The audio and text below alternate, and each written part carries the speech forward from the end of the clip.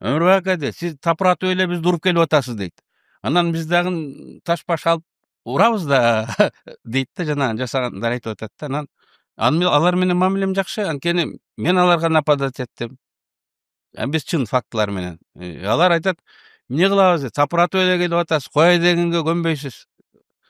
Анан биз кол полго тиген таш менен урабыз да дейт. Анан мындай ажык чабышкан адамдар менен тил табыш жеңил. Анткени аны сен мындай ситуация заставить этет, айтып бири-бири менен чабышкангачы, анан жаныңда жүрүп, сага бирди сүйлөп, анан мындай подлойлук кылган адамдар мисалы кечирбейсиң. Ачыкча эр чекишпей, кыргызда ошон үчүн жана макал калган да, эр чекишпей бекишпейт деп.